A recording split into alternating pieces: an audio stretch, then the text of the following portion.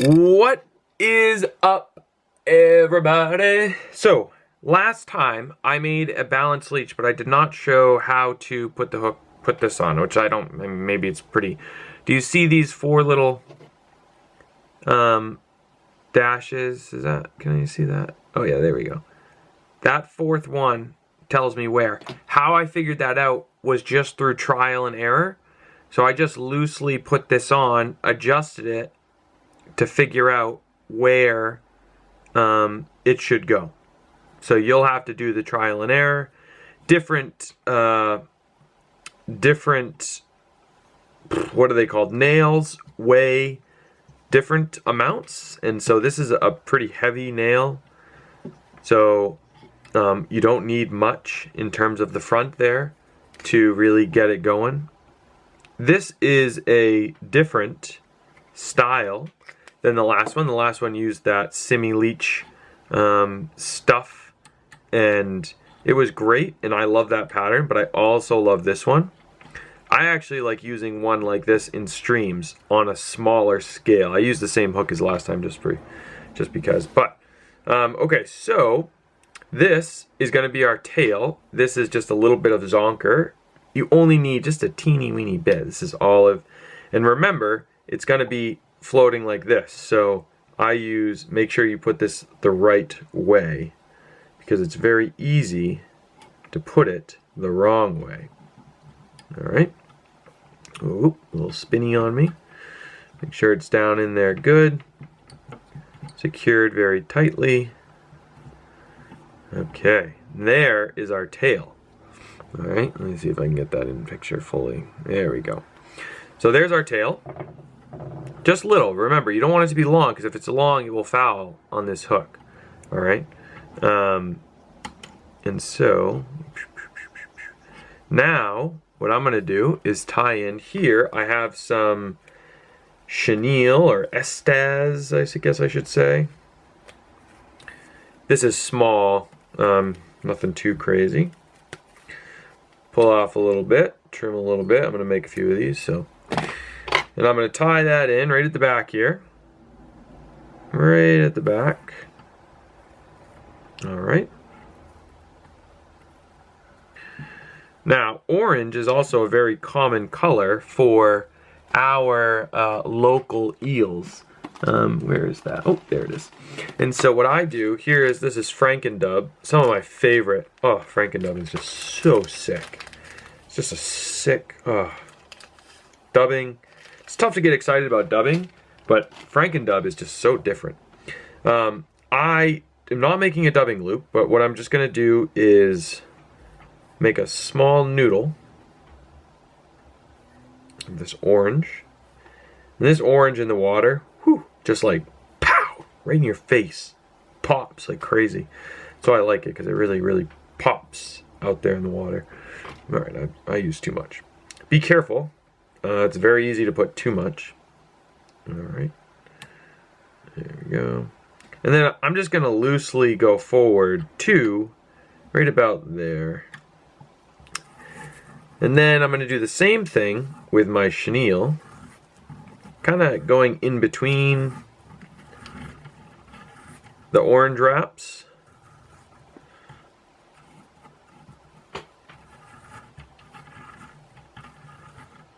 Alright, and then back once more. I don't want, leeches are not orange, but they do have orange hints to them.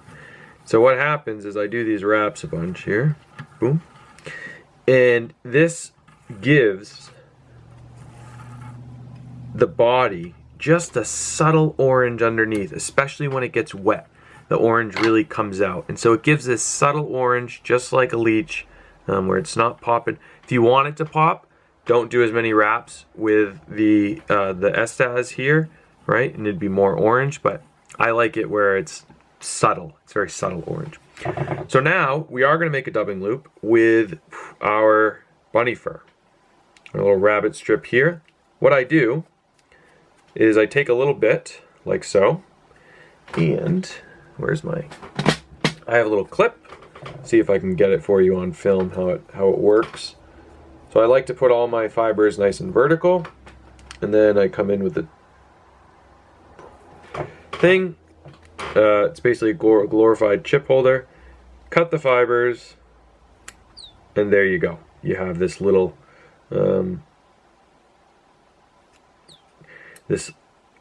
section. So what you do with it, you can put it aside, is you're going to make a dubbing loop. Right out front of that connection, right out front of that 90 jig. Go to the front. We're gonna zip that. Tough to make a, there we go. Slip it in, pinch it off, and then I like to line up all my ends here, pull out any loose ones without destroying the whole thing. Oh, got a little skin left, that should fall good. So now I line up all my tips here, you can kind of see that. I'll line them up as best I can, they don't need to be perfect. And then I'll give it a spin. They will start to spin. Once they're at an air, I usually spin it twice, give it 2 good spins, and then I will brush it out. Haven't used my brush since the last. And this is thick. It's much thicker than other materials, so you don't need a lot. A lot goes a long way. Okay, so then we'll move forward, wrapping this backwards, palmering it backwards, if you will, to make this little collar that the fish just go crazy for. I don't know, this just adds like a bit of movement, and it's just works very well for me. So okay, that's good. And then I like to use this bright orange thread because I like the collar up front here. I like to give it a little pop. Now, there are some things that you can change with this. This fluff, if you want it to extend back more, you can just start it back here rather than up front. I like the puff up front because it gives like this beating motion when it's moving through the water. This will sit there, right, and then you'll move it, and it will. I don't know. It gives a cool motion in the water. All right. So there is our pattern. Very cool. It looks kind of like this when it's in the water.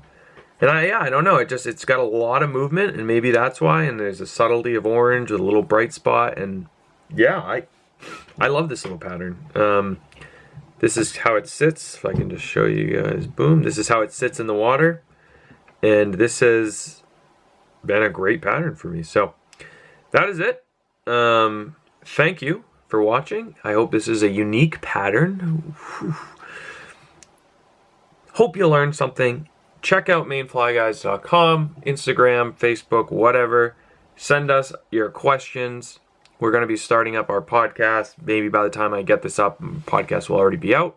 But in the meantime, thank you, everyone. You're the best. Go catch some fish. Stop sitting on your butt. Go catch some fish. All right. We'll see you.